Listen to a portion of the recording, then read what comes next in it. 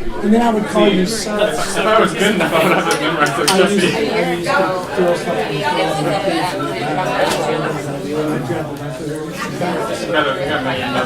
Absolutely. That was a year ago? Let's go. Let's go. Emily, close that door. Emily. Close that door. Emily.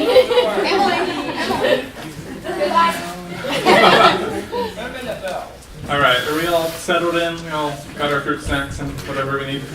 I'm going to start off by praying.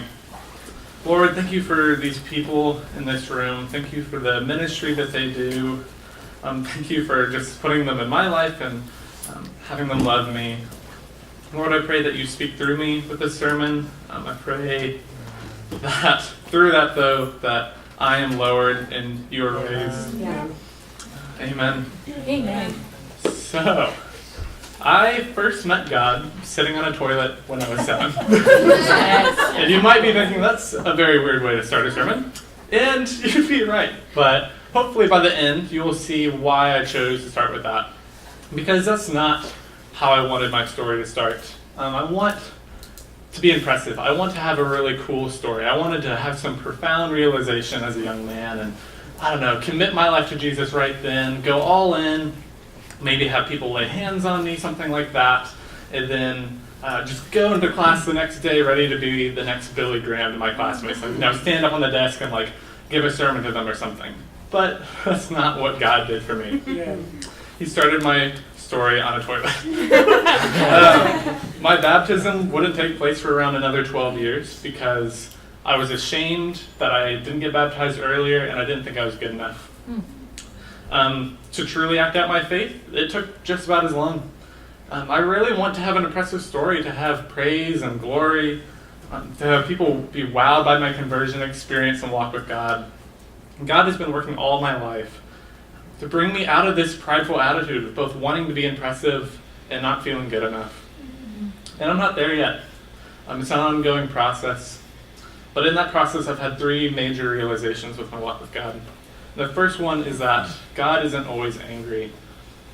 And I grew up thinking this. I really did. I'm not really sure where it came from. There's a lot of theories I kind of have, but I grew up with this idea that God was constantly angry at me. That no matter what I did, I wasn't good enough. He was just going to be angry. I think I heard a lot growing up that people would say something like, you got to have a healthy fear of the Lord. And I knew a bunch of these wise Christians that had a fear of the Lord. So I'm like, it's kind of that thing when someone talks about them being afraid about something and you're like, maybe I should be afraid about that if they're afraid about that. And so I just started being afraid of God. And I really was afraid of God. I had a fear of him. I was scared. It pushed me away from really pursuing him. I really didn't understand his love for me or how he could love me. I thought he loved me just kind of like he had to. He didn't really like me or love me. He was just like, I have to love Drew because, I love all humans. And I just really thought that's what that was. And realizing that he wasn't angry at me really was a process. It didn't happen overnight, and it's still happening. But one of the big shifts was winter camp my sophomore year. We're doing worship, and one of the songs is Mercy. I forget who it's by, but there's a line in it that just says, He delights in showing mercy. And that comes out of Micah 7:18. And I had heard that song before, and you guys have probably all heard of that, but it just shook me. I just didn't know what to do with that. It blew my mind that God could delight in showing mercy. It was so out of my box that I put God in. How is that even possible? Because I'm a terrible person, and I don't do anything right. How could he ever delight in showing mercy to me? He must, have that love that, I have to show mercy to him. I'd never really grappled with the tension between God's grace and his justice. But I think we need to grapple with it. That in the midst of Isaiah talking about the judgment of Israel, there can be a verse like Isaiah 30:18. It says, Yet the Lord longs to be gracious to you.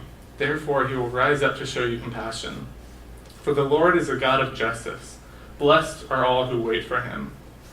And do you really believe that the Lord longs to be gracious to you, even in the midst of your worst failures and sin? Because I really struggle to believe that. I really do. My next step in realizing God wasn't angry at me came at winter camp my senior year. They were doing some sort of encouragement service where you sit down and you're sitting by your core and you kind of encourage whoever's around you. So I'm sitting there trying to think of what I'm going to encourage my core guys in. The guy next to me leans over and he just says to me, "Drew, I think God wants you to know that he's proud of you." And I didn't know what to do with that. It rocked my world. It blew my mind that could be a thing that someone could ever even possibly say. And I thought it was probably heretical, and I'm like, that's probably just not right at all, and that can't be true. But it did just rock me. And so that service kind of ended, worship ended, walking out of winter camp. Darby comes up to me. She had no idea about any of that before. She walks up to me and says, "Drew, I felt like God really needed to say to you that he thinks, or that God is proud of you." And I was like, oh crap. It's not just my heretical core member. Like, there might be some truth in this. And I still don't know where I stand with that. I think it might be a little bit too close to like workspace faith, but just the idea that maybe God liked me. Like maybe he actually liked me. And I never thought that was possible. I never thought that God could like me and much less love me and have that kind of love for me that wasn't forced. And I think it's really telling that both of those experiences, those big major moments in my life, came with community, came at winter camp where I'm surrounded by community, because I think before I was really in a community that loved me, I couldn't believe that someone who could see my inmost thoughts and really knew who I was, who really, really knew me, could ever love me. I never really thought that. Yeah. And the thing is, being in Focus gave me a space to be both truly known and truly loved. People like Rhett and Brandon and just all my co-founders through the years, Jeremy and Josh, they got to know me and they loved me. And they didn't have to. They didn't have to love me. It wasn't like family. It's like, oh, we're family. Like, we have to love each other. They chose to love me. Like, and being in a community like that, you can model for people like a love that is choice. And it really did just change my life. And like, what a gift is that we get to model God's love to others. Like, how powerful is that? When I'm talking to someone who is just dealing with sin and I'm just like wrestling with it with them, or I'm talking to someone at a party who's just like going on and I like really don't want to listen to them, I have to constantly remind myself, like, I get to show them God's love. I get to show them God's grace. Like, this grace of a God who's not angry and shocked by their sin, but that longs to be gracious. Just how I really needed to hear that. And that's when I can have the most impact on people. Not when they are doing good, but when they aren't. Which leads me to my second big realization with my walk with God, which is God is good, so I don't have to be. So much of my thinking God was angry at me came from thinking that I had to be good at everything. I felt a need not to be the best at everything, but I at least had to be good at it. I had to be kind of a jack of all trades and really good at everything I did. If I didn't handle a conversation perfectly, if I didn't reach out to a person, if I was just living in sin or just being like a bad person, then God must be angry at me. Like 100% of the time. Like I could mess up once in a day, and that meant for like that whole day, that whole week, he was just going to be angry. It wasn't just in that moment. And part of my life, like I really wasn't doing good. My freshman year of college, I came in, I had a Christian family, I had a great upbringing. My parents really just did their best to show the love of Jesus to me and really raise me up, and I had a lot of knowledge and stuff, and I decided to throw that all away. I said, I don't want any of that. What I want to do is live my own life, live my own sinful version of my life. I want to break boundaries with my girlfriend. I want to hang out with people I shouldn't hang out with. I wanted to go to parties that I shouldn't go to and drink and do all these things that I really shouldn't have done. And I like knew it was wrong. I grew up in church, so I knew these things that I was doing were sin, but I intentionally chose to do it. Yeah. It wasn't just being tempted and then I did it. It was going, that's sin, and I'm going to do it. That's what I did my freshman year. And Does that story sound familiar to you guys? Because it sounds familiar to me. And I'm going to read you the story that I think it sounds like. But while he was still a long way off, his father saw him and was filled with compassion for him. He ran to his son, threw his arms around him, and kissed him. The son said to him, "Father, I have sinned against heaven and against you. I am no longer worthy to be called your son." But the father said to his servants, "Quick, bring the best robe and put it on him. Put a ring on his finger and sandals on his feet. Bring the fattened calf and kill it. Let's have a feast and celebrate, for this son of mine was dead and is alive again. Yeah. He was lost and is found." So they began to celebrate. And that's from Luke 15:20 through 24.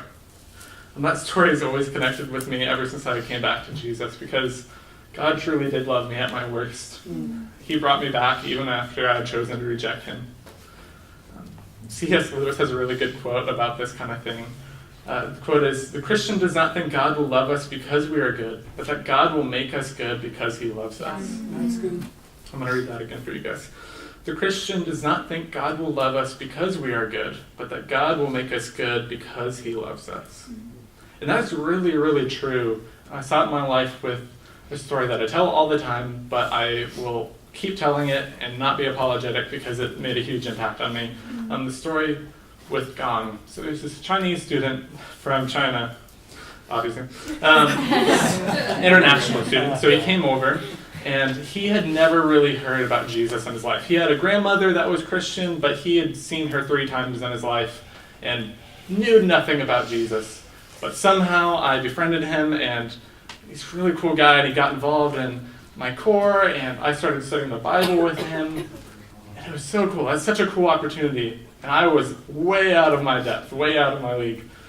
He was asking me questions about faith that I had never even thought about. I didn't even know my answer to it, much less what to tell him. So I would either try to come up with some shoddy answer to explain something, or just say, I have no idea. And it really challenged my faith a lot. And it's so funny, because going into that, I was wondering, how do you take someone who knows nothing about Jesus and turn them into a devoted Christ follower? The thing is, you don't. Yeah. God does. Yeah. And I really learned through that I didn't have to do that work. God was doing the work. And that is so freeing. Because I can't life coach. I can't do pop psychology. Heck, most of us in this room aren't even qualified to do that. But sometimes we act like we are. But we are qualified to preach and administer the gospel. Yeah. Which is good, because that means I don't have to rely on myself. I don't have to impress people and solve things by worldly standards. But rather, I just need to look like Jesus and show them the love of Jesus. Which leads me to my third realization, which is I should look different than the world. I so often fall into the trap of trying to solve problems like everyone else does. I try to throw practicals at them. I try to have solutions and answers and put it in a box for them. I devalue prayer and I devalue spiritual solutions because I want results. I want to be able to help them. That's who I am. So I'm just I want to give you something that's here, this will fix your problem, instead of going, pray about this for a week, and then we'll talk again. And so, with kind of wrestling through that and with my walk, I just came upon these realizations that, do I really look different than the world? I started thinking about my life and thinking about if I took away all of the Christian things in my life, if I took away going to church, going to core focus, whatever it is, reading my Christian books, took away all the Christianese and religious things in my life, and looked at it bare bones, would it actually look any different than anyone else in the world who doesn't follow Christ? And a lot of these activities and things we do, that does kind of tell us where our heart is and where our love is. I'm not saying it doesn't, but there's more to it than just that. Yeah. We're more than just our activities. And would people actually be able to tell, based on my attitude, my desires, my love for people, even how I dress and what I buy, how I live, would they be able to tell a difference between me and someone who doesn't know Jesus? And then I started thinking even more. I started thinking, do I desire a radically different life? Do I actually want this? Do I naturally want to live a life that's so radical and different because of what Jesus has done in my life? Or is it something more I actually do want to live this life that everyone else kind of has? And I just kind of have to force myself to live a slightly radical life.